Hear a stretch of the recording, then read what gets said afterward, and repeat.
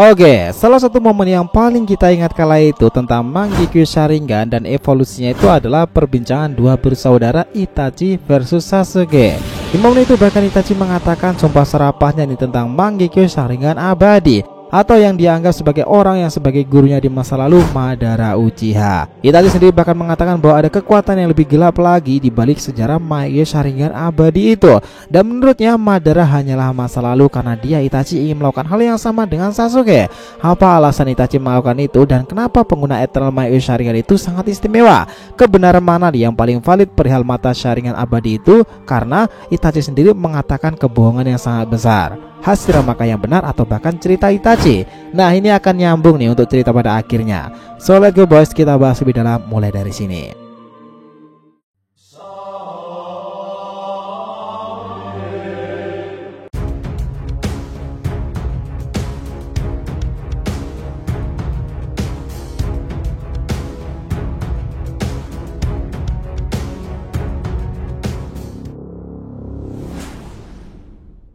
Yo nakama, Shinobi DR TV, welcome back again. Nah, kali ini kita akan ngebahas mengenai kebohongan terbesar Eternal Mangekyou Sharingan. Oke, biar nggak salah persepsi silahkan simak sampai akhir ya. Jangan lupa like dan kasih respon di video kali ini. Kita lanjut. Nah teman-teman, saat ini pembahasan tentang Mangekyou Sharingan atau bahkan Eternal Mangekyou itu memang relevan nih setelah seorang Uchiha baru putri Sasuke sendiri mengaktifkan Mangekyou Sharingannya. Sarada bahkan sempat diperlihatkan membaca buku klan Uchiha dan memeriksa pola dari Sharingan klannya itu. Dalam cerita evolusi Mangekyou, hal yang paling seru adalah konotasi yang bias antara penjelasan Itachi serta Hashirama.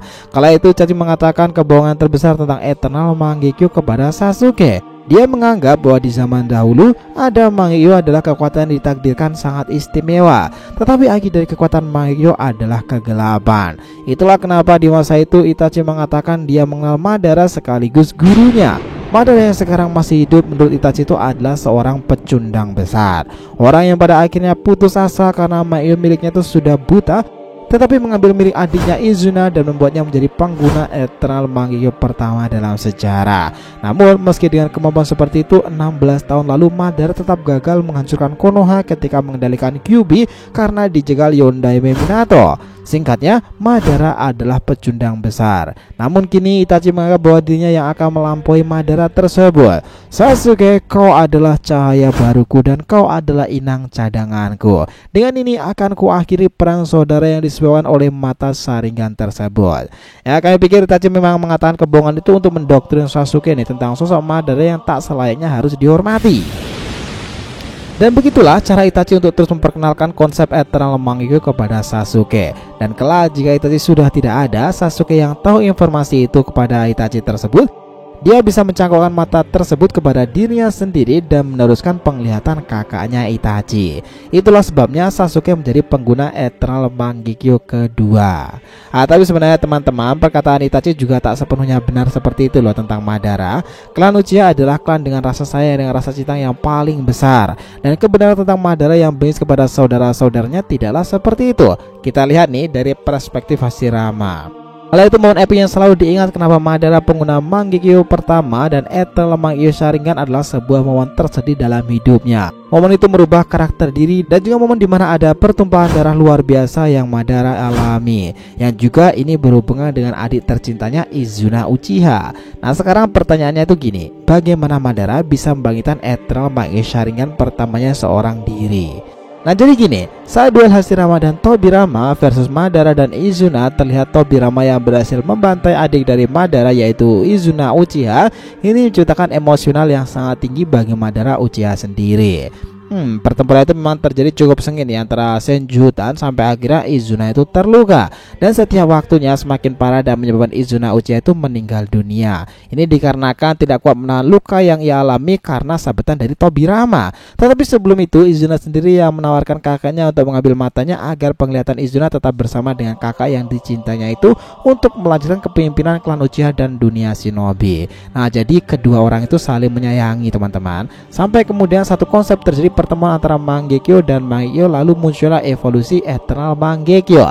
Dan karena itulah Madara sebagai orang pertama pembangkit Eternal Mangekyou Sharingan pertama. Nah karena sebelumnya tak ada antar saudara yang menanamkan Mangekyou Sharingan ke Uchiha lain. Nah, ini dikarenakan saat Izuna Uchiha itu meninggal, ia tentu juga masih menyimpan Mangekyo Sharingan, dan di saat itu juga untuk menjaga legasi ini dari klan Uchiha, akhirnya Madara melakukan transplantasi mata Izuna ke matanya sendiri, dan itulah terjadi Eternal Mangekyo Sharingan pertama. Nah, Eternal Mangekyo Sharingan atau Sharingan abadi itu memiliki kekuatan yang jauh di atas Mangekyo Sharingan biasa dan di bawah Rinnegan sebagai mata dewa. Kelebihan dari Eternal Mangekyo ini adalah penggunanya akan merasakan sakit yang lebih ringan saat digunakan terus menerus, karena menggunakan Mangekyo terus-terusan itu akan membuat mata sakit bahkan hingga berdarah, dan juga dengan Eternal Mangekyo tentunya akan menghemat cakra lebih banyak nih daripada Mangekyo biasa yang sangat boros. Nah, jadi keistimewaannya dengan pengguna Eternal dan Mangekyo biasa itu sangat berbeda teman-teman. Lalu bagaimana dengan Sasuke sendiri? Ya, Sasuke itu benar sebagai pengguna Eternal nih, namun ia bukanlah yang pertama. Kisahnya itu hampir mirip dengan Madara sendiri. Sasuke dikatakan mengaktifkan Eternal Mangekyo Sharingan itu saat ia melihat kematian dari Uchiha di depan matanya sendiri dan terkena trauma yang sangat besar menyerang dirinya untuk menyebabkan emosi yang meluap-luap tak tertahan. Apalagi setelah Sasuke mengetahui kebenaran yang valid nih tentang kakaknya itu, dan kebohongan-kebohongan yang selalu saja Itachi ciptakan hanya untuk membuat Sasuke itu menyadari dunia shinobi dan bertambah kuat. Motifnya selalu seperti itu. Disinilah Sasuke juga melakukan transplantasi mata Itachi ke dirinya, yang terjadilah Eternal Mangekyo Sharingan kedua yang semuanya itu sangat luar biasa dan mengejutkan. Lalu sekarang bagaimana perkembangan Sharingan di era Boruto sendiri?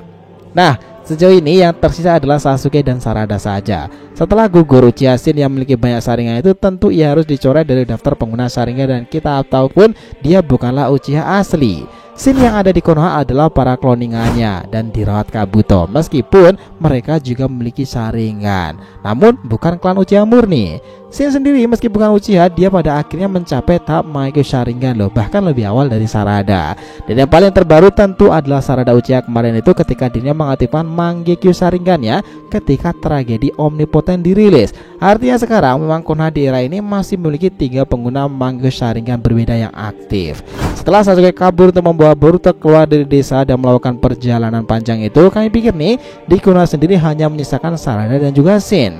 Pertanyaan sekarang, jika konsep Eternal Mangekyo Sharingan akan digunakan di era Boruto nanti, harus dengan transplantasi mata siapakah yang akan dilakukan oleh Sarada kelak?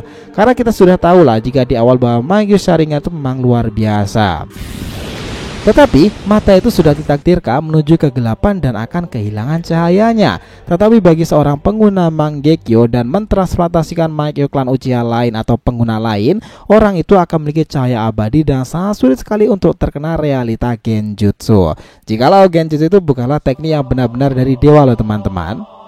Sasuke kah? Atau bahkan Uchiha Shin? Nah, menarik untuk kita nantikan ke depannya. Tapi banyak yang bilang sih bahwa Sarada itu akan berteman dengan sosok Uchiha Shin.